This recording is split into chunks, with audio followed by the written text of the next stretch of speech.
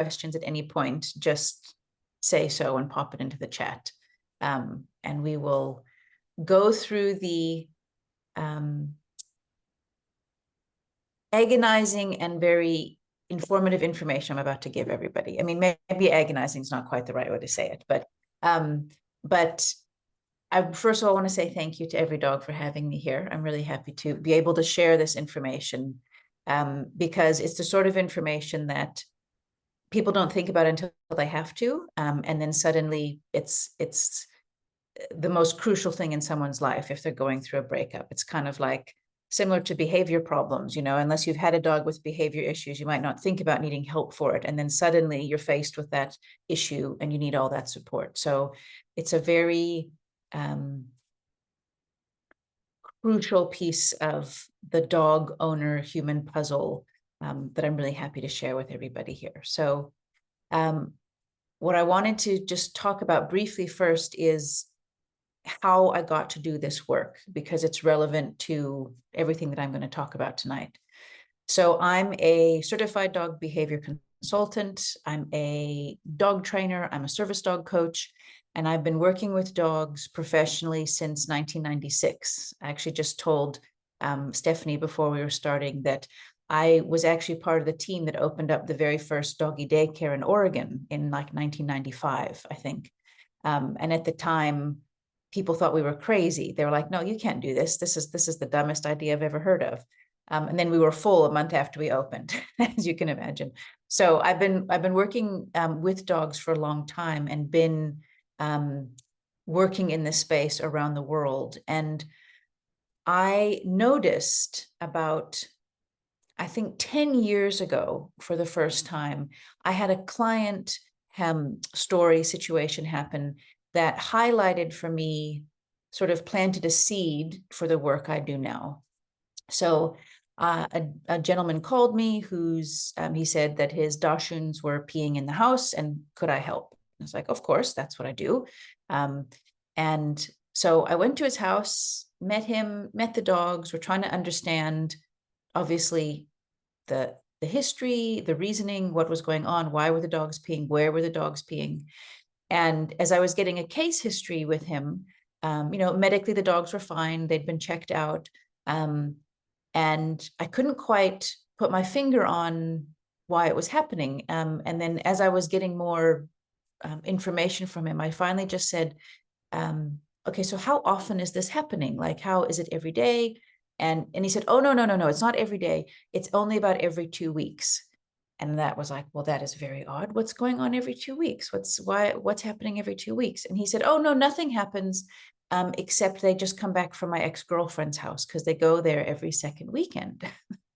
And I was like, oh, okay, well, let's talk about that, because the sort of stress urinating in the house that the dogs were doing was obviously connected to the fact that they were coming home from the ex-girlfriend's house. So I got more of a history from him and chatted a little bit more and found out that this man and his ex-girlfriend had quite a volatile sort of relationship now that their relationship was over. And we're still kind of fighting about the dogs. And every second weekend they would go there. And I spoke to the girlfriend. I found out when the dogs were at her house, they weren't really eating. And when they came back to his house, they also weren't eating for a few days, on top of peeing everywhere. So obviously, this was not a situation that was conducive to the dog's sort of general level of well-being or happiness. So I spoke to her, spoke to him, explained my reasoning for thinking that the dogs were peeing because they weren't jiving well with going back and forth. And luckily, they were able to sort of hear me. And we just did a trial period where the dogs didn't go to the ex-girlfriend. And lo and behold, no more peeing inside. And luckily, they stopped sharing their dogs. So that little moment of that client was was the first clue that I had that there was something happening with dogs and breakups. And for my own self, my mom was a divorce mediator. So I grew up in a house where the idea of sort of working through conflict, especially around divorce, in a peaceful way was just part of the world I grew up in. And for my own self, I've been divorced twice. So I have direct experience with this. I had two, to borrow Patricia McConnell's phrase, I had two practice husbands. I'm happily married now. It just took me a little while. So all of these factors kind of in combination led me to the work that I'm doing now. And so about 5 years ago, I became a divorce mediator on top of being a dog behavior consultant, because what I found is that in the world of divorce and dogs, there's a lot of people, there's animal lawyers, and there's people who specifically work with animals, but they don't have the dog behavior background that I have. So a lot of decisions about dogs are made with good intentions, but they don't necessarily understand the long-term ramifications on the dogs themselves or the cats. And so the work that I do now is sort of divided into 3 sections. I see my own clients, people who come to me directly to help them figure out, okay, we're going through a breakup, we're getting a divorce, who's going to keep the dog? And then I teach courses to divorce mediators and lawyers about what should they do when they have clients who have dogs. I'm actually speaking in Chicago next month, later this month at the American Bar Association conference to all the lawyers there, which is quite exciting, so that I can give them the tools to help their clients make good decisions. And then I also teach dog professionals what to do when your clients come to you and to vets and say, oh my gosh, I don't know what to do. I'm getting a divorce. What do we do with Rover? And so here today, tonight, I'm going to talk to you guys as sort of dog lovers about what to do if a friend or a client or anybody comes to you saying, oh, Frances says she can't hear anything. Can you answer that, Stephanie? Hold on. Okay. Oh, Frances left. Okay. So the information I'm going to give you guys tonight is a basic overview of the questions you might hear from people and how you can guide them in such a way to make good decisions about their dogs and their cats. So what I will say is, as I talk through this, I primarily I'm going to be talking about dogs because that's more my habit, but essentially this information can also be applied to cats in a broad sense. But if we've got time, I'll go specifically into cat information. So first thing, very broadly, I just want to talk about the laws around dogs and divorce. So the laws are different in different states and in different countries. And the 2 main differences between different parts of the world is, are dogs considered property or are they considered sentient beings? And this is relevant to divorce in the sense that if you're in a state where dogs are considered property, what that means is if you're going through a divorce, a dog is legally no different than a toaster. It's considered an object. It's considered something that one person owns. And if 2 people are fighting about the dog, the judge has to say, cool, you own the dog. It doesn't matter if the other person took care of the dog and loved the dog during the relationship. If that person can prove ownership, then the dog will be awarded to them in the worst case scenario. In other states, so specifically California, Illinois, Alaska, Rhode Island, Massachusetts, New York, there's a few states, the laws are sort of changing all the time now. But in those states, when people are going through a divorce, the court is allowed to decide, based more on the dog's best interest, what's going to happen with the dog. So there's a lot more flexibility there. However, regardless of what the law says, that only is applicable. It only matters if the 2 people involved are fighting so badly that they cannot make that decision themselves. So in other words, if there's 2 people who are being, sort of level-headed about the situation, you can make whatever decision you want to about your dog. But the rules are important to know because, as you can imagine, I'm sure we've all been there ourselves, and to some degree, when a divorce happens or a breakup, people's emotions can go into really intense places. And there are a lot of people who will suddenly just say, you know what, screw you, the dog's mine, I'm leaving, and stop all conversations. So when my suggestion to you as people in the world to try to share this information, but especially because I know a lot of you work with dogs in a professional sense, is that if people come to you and say they are going through a breakup, they're a little bit, now they don't know what to do about the dog. The two big pieces of advice I have are they need to get a written agreement. So one of the most common reasons why people get in touch with me and ask for my help is they went through a breakup, let's say a year ago, and at the time, both of them were being very kind and trying to be really sensible, like, okay, that's fine, we're going to share Rover. We're both reasonable people. We both love the dog. We're going to just share him. And there was sort of a casual verbal agreement. Fast forward 6 months or a year, and inevitably, not inevitably, but in the people who come to me, something has happened where it's not working anymore. Typically what happens is if a new relationship comes into the picture, then suddenly people don't want to share the dog anymore. But sometimes it just gets really tiresome to share a dog with your ex, because when you do that, you never really leave your ex. And if people only have a verbal agreement, then it is very common in my experience with this, where one person just says, you know what, sorry, I'm keeping Rover. I've sent you an email. I can't do this anymore. Goodbye. And there's sort of this very abrupt ending to that dynamic because people don't know how to get out of it. So I always say that verbal agreements are kind of doomed to fail. When you have something that's important and emotional, it's crucial that whatever you decide about the dog is written down. The other piece of advice that I would suggest that you give to your clients in this situation is not to go to a lawyer unless there is domestic violence happening. If there's any domestic violence or any worry about abuse toward the dog or to a person, absolutely get a lawyer. Don't even think twice. But for most people not in that situation, they should try to find a mediator, a neutral person who can work with both parties together. Because as soon as you get a lawyer, then the other person has to get a lawyer, and then you're fighting. And then it's very hard to get off that track when you're in a sort of a fighting, combative sort of situation. So people tend to think they're either just going to be friendly and make a verbal agreement, or they have to get a mean lawyer to fight for them, but they don't have to.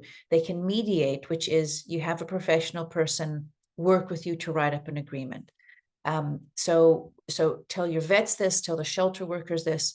It's that is probably the biggest piece of advice I hope you can all take away from this. And the challenge is when people do initially go through a breakup, they often don't want to get a verbal agreement because it just feels too formal, or it feels mean, or it's like, gosh, why are we being so serious all of a sudden? But if you do it when the two people are friendly, it is infinitely easier than if you try to do it when things have gone sour or gone south. So the other thing that you can kind of recommend to your clients, and that I recommend to all the mediators and the lawyers that I work with, is to try to make a decision as soon as possible about the dog. So this is especially important if there's an actual divorce as opposed to maybe just a relationship ending, because there's a lot of details that happen with divorces, a lot of paperwork. It's very complicated. And typically people want to leave the dog until last. When that happens, the emotions around the dog have usually grown throughout the whole process of the untangling of people's lives together. And it can be very hard to make a sensible, fair decision on top of everything else that people have gone through. The other thing that can happen if the dog is sort of left till the end is that if the dog is very important to one of the two people, the other person will, of course, know this, right? Like nobody knows you like your soon-to-be ex. So it can sort of hang over the divorce process, knowing, the one person can sometimes worry, like maybe if I'm really nice, they'll let me have the dog, or maybe if I give up this, then they'll let me have the dog, and it can affect everything. So my advice is always to take a deep breath and address the dog as soon as possible. And then it's off the table, and you can go through all the other details that are really important in it. So the other challenge, or the other tricky topic to talk to about your clients or your friends, is the idea of sharing a dog. And like I said in the beginning, in some states, it's not, well, let me just back up for a second. So as I said, you can make your own decision about your dog if you're both being amicable with each other. If things are not amicable and there's a big fight and the people are not able to make an agreement themselves, then inevitably you will end up in court, and a judge has to make that decision for you, which is of course the worst result, because this judge doesn't know your dog. But if that happens, in most states, judges are not allowed to award shared custody, but some of them do it anyway. And I have so many tragic stories and clients I've worked with where they've ended up in front of a judge, and out of maybe perceived fairness by the judge says, just share the dog 1 week, stop fighting, split it in half. And this is, of course, a very stressful situation for a dog to be moved back and forth homes every single week for the rest of its life. So as an overview, with the idea of sharing a dog, it's something that I think most people assume they'll do in a breakup situation. There's sort of this assumption that that's the fair thing to do, and it's a good thing for the dog. But from a dog behavior point of view, and I'm sure those of you who work with dogs will agree with this, it's very hard on dogs to have two homes. So it's important that people don't imagine that this is a great plan for the dog. It's something that the question I ask my clients is, do we think the dog can tolerate shared custody? We're not going to imagine that the dog is this is the most ideal life for the dog. So if people are wanting to share their dog, there's a few ways to work around it.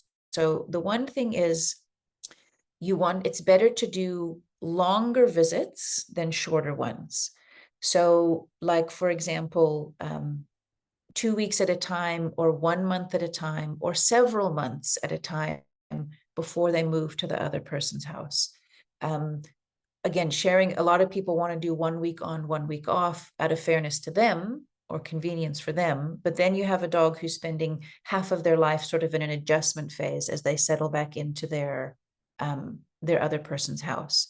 So I'll generally suggest to people to look at longer visits for the dogs, to minimize the amount of times in the year where the dog has to go to the other house. The other very important kind of tip or idea that you can plant in people's minds is to just try shared custody as a trial period. Because if a dog, of course, is going to show stress, like with my little Dashuns who are peeing, it doesn't usually show up right away, because in the beginning, dogs are like, cool, we're going on an adventure. I'm in the car and like we're packing up, and isn't this great? Because that's how sweet dogs are. And they tend to kind of, enjoy the excitement of this whole thing happening. What I see, and I'd love to know if any of you have worked with this yourself, chime in and let me know. But what I see, the people that I work with, is that the stress from the dog shows up gradually. And of course, if people are not tuned into it, they might miss the signs of the dog showing their stress, but it typically shows up changes in eating habits. Dogs don't want to eat so much.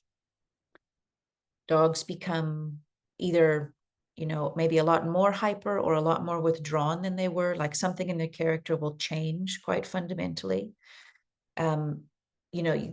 dogs chewing on their feet and skin issues. And of course, all of these things, of course, could also be a dog that's also sick, of course. So you have to have a vet involved in this to see, is there's a physical issue, or is it just stress, or a little bit of both. But if you work, as a dog professional with people, you can help them clue in to what's happening with the dog, and then there's terribly obvious clients of mine where, for example, when it's time to go to the other person's house, the dog runs and hides in the bathroom or starts shaking in the closet, not because they don't love this other person, but because it's stressful to shift their routines back and forth routinely all the time. Toilet training, toilet peeing in the house or pooing in the house, chewing, becoming very destructive, all of the sort of things you can see from any kind of, anxiety issue that a dog is dealing with. The challenge is that people, if they don't want to give up the shared custody, they'll kind of might brush them aside. But if you point it out ahead of time, like these are the things you want to look for, it can be a little bit easier for owners to kind of accept it. Okay, maybe this isn't really great for the dog. The other thing that's really smart about having a trial period for dogs where you test it out is sometimes the people's emotions also calms down.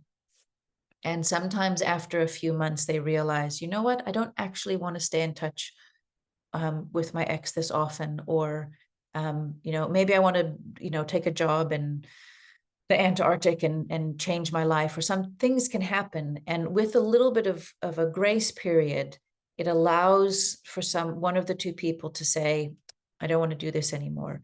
And it's not always peaceful. We hope it is. But I do see that happen quite regularly. Sometimes it's just too shocking to think to give up your dog while your relationship is also over. It feels like the whole rug's being pulled out from under people quite intensely.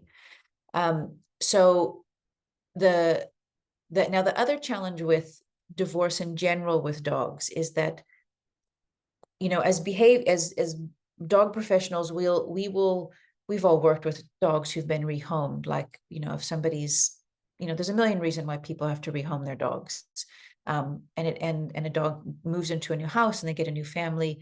And in those situations, we of course know that dogs can really fully and beautifully adapt to a life change. Unless there's deeper issues for the dogs, dogs are generally so much more adaptable than we are, and kind of shake it off and like, cool, I'm in a new happy place. And even though they would of course remember their previous owner, like if they bumped into them, even years later, it doesn't mean that they are unhappy without their previous owner in their life, if they're in a good home and their life is fine. But when we add divorce into this conversation from our human perspective, people really tend to, especially if there's no human children, they will talk about their dogs like their children. They'll say, no, I can never give up Rover because I'm her mom or I'm her dad. They're sort of a very much like a humanizing around the dog, not seeing it as a dog anymore because of the emotional realities, which are just so huge when it's connected with a human relationship. But it's helpful to keep in mind for yourself and the people you work with. It's like your dog will be okay, even if it has to not see one of you anymore. It will be harder for you than it will be for the dog. But dogs are perfectly capable of having wonderful lives, even if they don't have someone they treasure in their life anymore. But it's not, that's not an easy conversation to have with people, but we know it's true. And in the same way that, if a dog, I suppose everybody has different ways of working with their clients, but for myself, if I'm helping to facilitate a dog being rehomed, I had a client who, we've all had this situation. A woman I know had a teenage son, and he was kind of a withdrawn young kid, and he wasn't very active in the world, and she was quite worried about him because he was just kind of a loner all the time. And he said to her, you know what, Mom, I want a puppy. And it was the first thing he'd said he wanted. And so she was so excited that he kind of was engaging with the world. And what did she get him? She got him a Malinois puppy. They've never had a dog before. 16-year-old and he got a Malinois because they're very smart. You know, the things people do. They wanted to get a smart dog who would be very active because that's what he said he wanted. So fast forward 7 months, the dog is not working in the home anymore. The son is just not capable of taking care of the dog. And they came to me after having gone through puppy school and worked with them for a long time. They just came to me and they said, you know what, we think we need to rehome this dog. And I agreed with them. I said, I know this is so hard, but I agree. I don't think this is a suitable match. Let's try to find this dog a great home. And so I'll call him Milo. It wasn't his name. So I found a wonderful home for Milo with another family. They had other Malinois. They had a big property. They were totally wonderful dog family, and they knew the breed and they wanted another one. And when I went to the family, I said, okay, I've got a great home for Milo. I couldn't have thought of a better place for him. I think this is a good solution. And they said, okay, great, that's fine. We just want to be able to visit him sometimes. And I said, no. I said, for Milo's sake, you can't do that. Because if you go back and visit him, of course, he's going to see you. And he's going to be like, oh, it's you, you're back. And it's going to create so much stress for him to know why have you returning, and then you're not taking him back with him. So I said to them, I said, if you're giving up this dog, it needs to be a clean break. I said, you can ask, for updates, but there's got to be some boundaries so that it's not too, you can't be too involved in his life all the time. But I said, for his sake, you can't ask to go back and visit. It's not fair for him, which they understood. It was, like I said, it's very emotional. But that same principle we can apply to a divorce situation, as hard as it is. And so, but for you to know, because you work with dogs, to know that is true in terms of a dog, it makes it a little bit easier when you have to share that sort of information with your clients. But I'll come back to visits in a second. The other thing about shared custody to be cognizant of, and this is what I teach the lawyers about a lot, is that the breeds of dogs are so different, right? So you can't, a Great Pyrenees, a flock guardian breed, which is, of course, as attached to its territory as it is to the people in it, would really struggle with moving between two homes. Whereas, a Labrador might be less stressed about it because they're not naturally as territorial. So every dog has to be assessed for their general sort of adaptability and their robustness and their health and in their personality.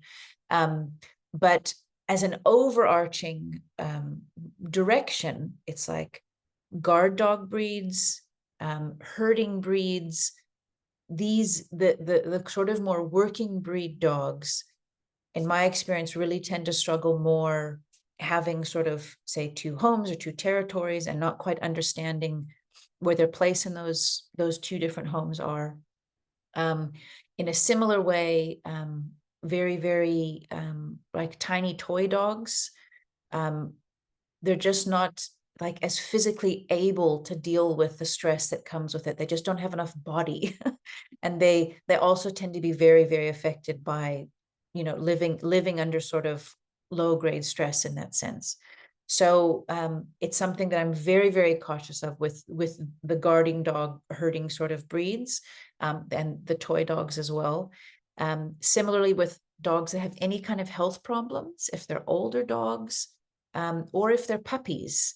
I've got a new intake just before I did this from a woman. I haven't met her yet, but she just said she wants to talk about custody for her 6-month-old puppy.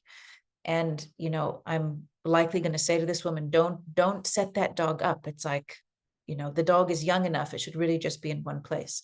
So, so those are just sort of some advisors about where, when it can work and when it can't work. If you have a dog that's incredibly robust in their personality and like just really easygoing with stuff, and like just not overly stressed by change, then it can work with some dogs. So it's not like it can never work, but people need to really look honestly at the situation that their dog is in and everything. So Jose, I'm going to get to the bonded dogs now. So thank you for that question. But I'll just answer it now because we're a group. So with pairs of dogs and cats too, It really depends on the level of the dog's relationship. So I wrote, so this is a plug for my book. So I wrote a book about this, which is a great book. Valerie's read it. And in this, I go into things in more detail about bonded pairs of dogs and things. But in my mind, I divide broadly the relationships dogs have into like 3 categories. So my terminology is, I say they're either a bonded pair, they're roommates, or they're antagonistic toward each other. So if you have a pair of dogs who, when I say roommates, what I basically mean is they share space in the house. They're not fighting with each other, but they don't really engage with each other socially. They don't sleep near each other. They don't play. They don't groom each other. They don't seem very interested in each other. They're much more focused on the people. Those kind of dogs. I'm actually working with a woman now she's got 2 German Shepherd bitches, and the one is 7 and the one is 2. And I was asking her, like, we're just exploring options. And I said, do the dogs like each other? She said, no. She said, they just sort of seem to, tolerate each other, but they don't really seem to care for, interact with each other in a fun way. And we might actually split those dogs up between her and her ex, which I think the dogs will probably be happier, honestly. So, whereas if you have a pair of dogs who play with each other and seek each other out for social interaction and are, compatible somehow, like size-wise, I always feel a little bit sad in homes where there's like a Chihuahua and a Rottweiler, because it's very hard for those dogs, obviously, to play and to sort of interact, because the size is just so different for them. But for bonded dogs who obviously care for each other, I don't recommend splitting them up. It's just not fair on the dogs. It's the question of, do you love your dog enough to maybe say goodbye to them because they're absolutely best friends and it would really rip them apart to be separated. And then the third category of dogs are the ones, dogs have a bit of tension between them, whether it's overt, like they've actually, fight occasionally, but sometimes, and this is really hard for a lot of dogs, and sometimes you just need a dog professional to sort of check this out. But for a lot of dogs, I think they live in a situation where there's just this sort of low grade tension between them, and they don't get too excited. They kind of walk on eggshells. They don't want to upset the other dog, because there's a potential for aggression between them. So for those dogs, it's a huge relief to be able to be separated. And so you have to look at pairs of dogs very kind of, again, uniquely, like, okay, how connected are these dogs? Now there are situations where there's no choice but to split the dogs up. I mean, there's just like, life is like that sometimes. There's job realities and housing realities, and sometimes things happen where there is simply no choice, even if a dog is a bonded pair. In those situations, whether it's a bonded pair and maybe there's no choice, or if it's dogs who are sort of roommate dogs, much more than not visiting the ex, I always recommend to people that they don't get the dogs together for play dates, which again sounds really heartbreaking, but from the dog behavior point of view, when those dogs see each other again, there's going to be a massive reunion. They're going to, especially if they were bonded with each other, there's going to be this wonderful, amazing reunion. Oh my goodness. And then you separate the dogs again, and they have to go through that whole process again. So it's, I say it's like taking off a Band-Aid. It says, just separate them. Don't go to the same dog parks. Don't, ideally they just really won't encounter each other. It's kinder to them. They can move past that faster. And yes, absolutely. If the dogs are bonded with each other, there's no, I had to be a witness, and so I do as much mediation as possible, but occasionally I have to sort of take on other roles. So I was a witness in court a couple of months ago with, there was a sort of a domestic violence case, and mediation was not possible, but it was a situation where there were 2 dogs, totally bonded with each other. They would, sleep in each other's arms and paws every night and absolutely loved each other, were joined at the hip. And the woman in this case wanted to keep the dogs together. Her ex-husband, she had to get a restraining order against him, and there was a whole lot of backstory. But and from my point of view, it was just a way to hurt her. was taking her all the way to court to say that he should have one of the dogs. It's the only fair thing, because there's 2 dogs.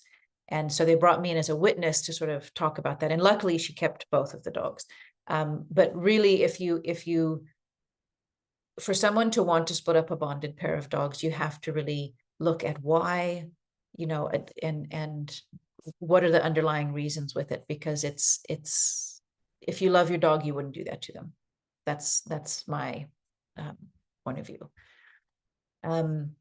So I'll just quickly talk, before I talk about a few other things, I'll just mention cats really quickly, because people have dogs and cats.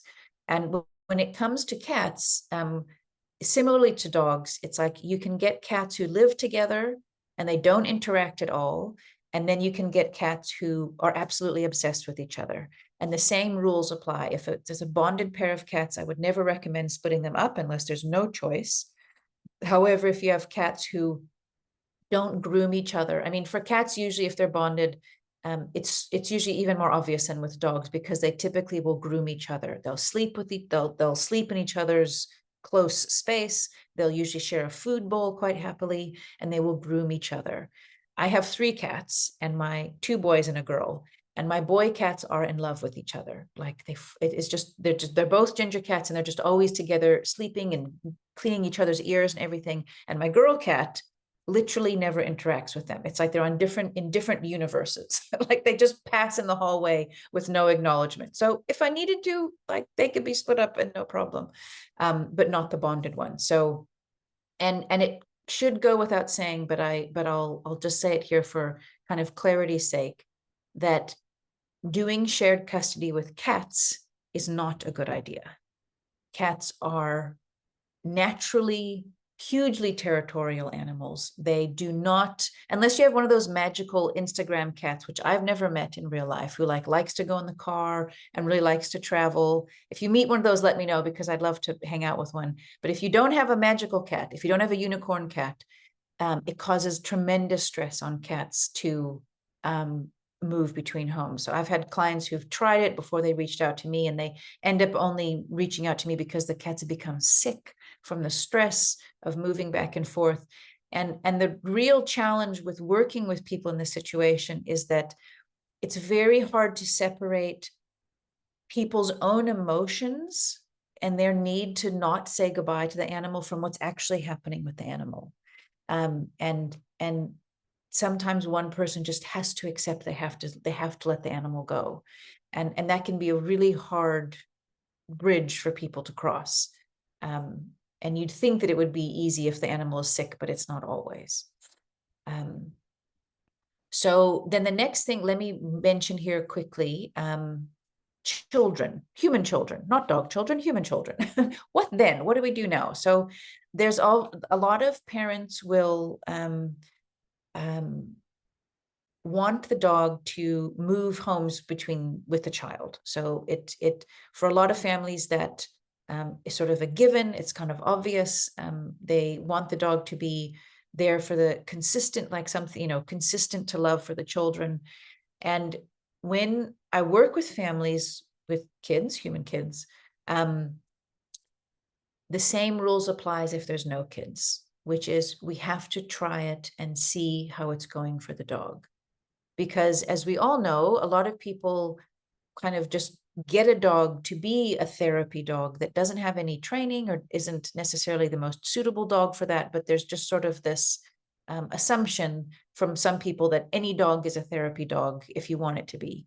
And not all dogs have the character for it. So a lot of some of the hardest situations with kids are involved. I had a family I worked with. They had three little kids and a Frenchie, and the Frenchie was moving with the kids between parents. And this was quite a volatile situation, in the sense that the kids were struggling, the parents were really struggling, the youngest one was 4, the oldest one was 7. So it was just a very heartbreaking situation. And the kids were moving back and forth 1 week to either parent's home. And what was happening is, of course, very obvious to the dog very quickly when it was, getting in the car to go to the park versus getting in the car to go to mom or dad's house, because of the way the kids were acting, which was emotional and, you know, packing up other stuff and everything. And it used to always, the middle child was the one who was, her job was to find the dog. And when I got a history after the incident, you know, the parents realized that the dog was hiding when it was time to go, like hide under the bed, hide in the bathroom. But because the parents were so busy trying to just take care of their children, they weren't able to focus on the dog. And they would just say, okay, you go get the, you know, go get the dog. We got to get in the car. And so anyway, so this young girl would go and pick up the dog, and then she would hug the dog in the car. And after this happened enough times, the dog ended up biting her right in the face pretty badly, because the dog, in his way, had been very clear in saying, this is not working for me. I can't handle this. But the parents weren't, they hadn't paid enough attention. And what else is a dog going to do in that situation, right? So the way that specific situation resolved actually worked out better, that the dog actually went to live with a grandmother, which was better. It was just not, it wasn't conducive for that. It was just too much happening for that. He was too fragile of a dog at that stage. So when there are children and people are thinking about that, we have to look again at, look at the dog, assess each dog. Is this, now, if you have a dog that is a very steady character and is bonded with the children, like, you know, quite strongly, then I do find moving with the children is less stressful if there's no children, because the kids become the steady factor. So something happens to a dog where they kind of latch onto the children even more because they're moving with them back and forth. And also what happens, because the parents have the children to focus on, they're not sort of, I'm going to use the word obsessing over the dog, which people tend to do if there's no kids.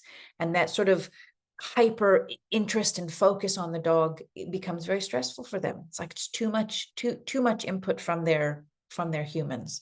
So it can be a lot easier if there's kids for a dog to move back and forth, provided that it's a dog of the right temperament, the dog is healthy, and that the parents also have some agreement about the rules, the kind of what the dog is allowed to do. So it's not fair, obviously.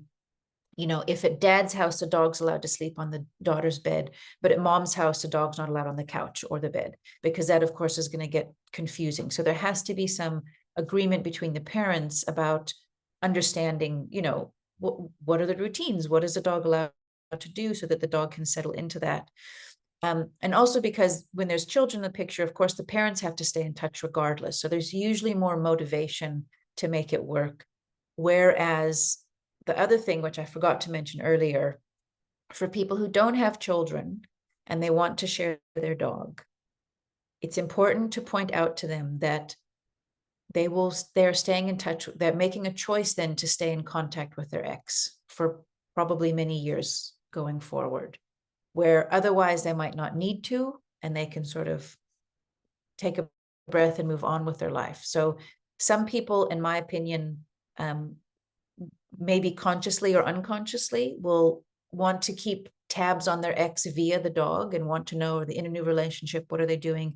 There's sort of an attachment there that can become, it's subtle, and it can be a little bit insidious sometimes. So that might be why people are hanging on to the dog.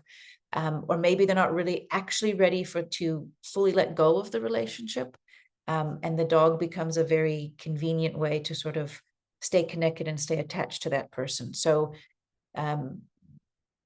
that's also why, even though it can be harder for people who opt to make a clean break about the dog, it's usually a lot easier in the long run, even though it's harder in the short run, in the initial phases. When I do agreements for people in mediation with the dog, though, one of the things, and this is why a written agreement is so important, that I put in all the agreements is that, and this applies to shelter workers too, is it needs to be written down that if the person who is going to be the guardian of the dog can't keep the dog for any reason, that it will automatically, the ex has the first choice to have the dog. Because it can happen, sadly, where people will give the dog away, or they'll give it to a shelter, or they'll give it to their friend, and the ex only finds out months or years later that, what, you gave the dog away, you didn't give it to me. So that's a really important piece of the puzzle that has to be written down for everybody's peace of mind, and also for the dog's long-term, well-being and everything. So the last thing I'll just mention about now quickly, and then I can take some questions if there's questions, is pet numps. So pet numps is like a prenump for a dog, and it is a contract that anyone who gets a dog with another person would write out, essentially stipulating what will happen if we are no longer together, who is going to be keeping the dog, what's our plan. Now, just like normal prenumps for marriage, I think it's a very depressing thing to mention to people, when they've got a puppy and they're in love and they're so happy and they've moved in together and they decided to adopt a dog. It's like, okay, wait, just sorry to mention this, but what I am trying to do with a lot of shelters that I'm working with, in some places, I was just chatting to a colleague in England, and at the shelter he works at, 40% of the dogs who end up at the shelter is due to a divorce. 40%. It is a huge number in some places. It is a huge reason for dogs being surrendered to shelters. Now, sometimes there's other reasons, like maybe there's financial reasons, but obviously it's all connected, but 40%, it's a huge statistic. So with shelters, in my perfect world, breeders and animal shelters would require people who either adopt a dog or buy a dog to write in a pet nump, so that it is not left to chance if something should happen. And it's just like a prenup. You hope you never need it. Please, cross your fingers. This is never a piece of paper you look at. But if it does happen, you will be so grateful that you wrote it down. So like in some of the states I mentioned where dogs are considered property, for example, things can happen, and this always, depends on if you get a really slick lawyer who's, going to take things in a sort of an intense direction. Sometimes even if someone buys a dog as a gift, but their name is on the registration papers, and they would argue and say, no, it wasn't a gift, I bought the dog, that all those kind of things can get really hazy 5-6 years down the line with the right sort of legal advice. So having a pet nump clearly stipulates who the dog belongs to, what will the financial realities be, like even if I'm keeping the dog, are you still going to contribute, would you have any financial responsibilities or not?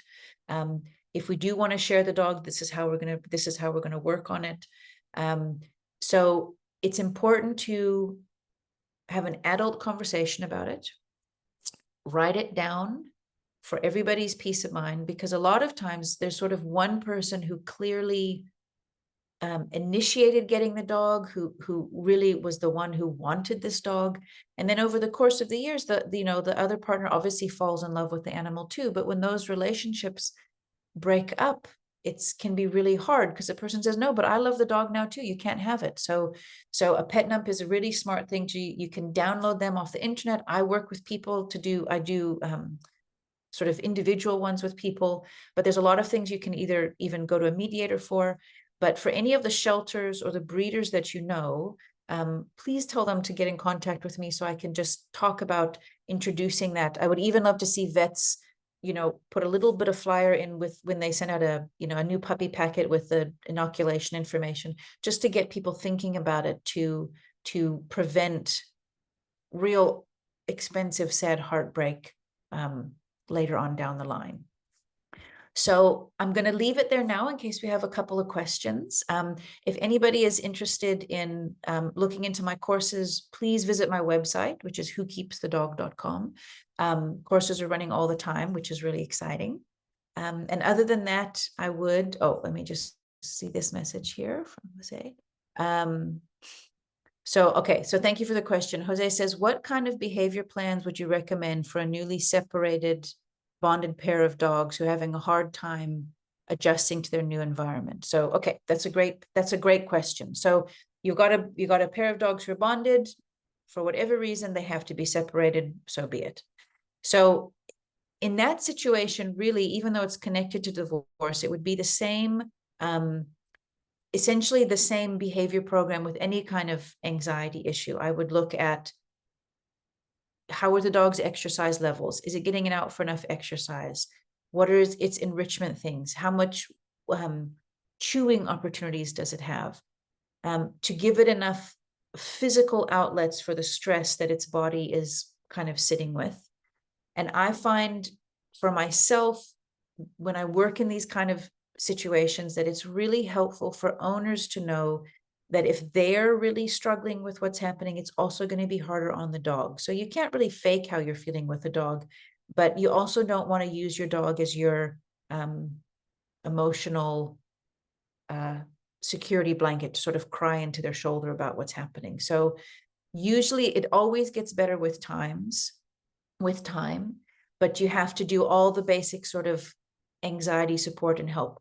Good chewing, good exercise, good enrichment, do things with your nose, make sure the dog's not too busy. So you don't want to suddenly put the dog in like, you know, a full-time doggy daycare situation where it's busy all day long and doesn't have enough time to sleep and doesn't have enough time to decompress. So all of those general things, that's how I would answer that, Jose, thanks. And then Francis says, are symptoms of separation anxiety prevalent for some dogs after divorce? So when I find the separation anxiety comes if people drop in for visits.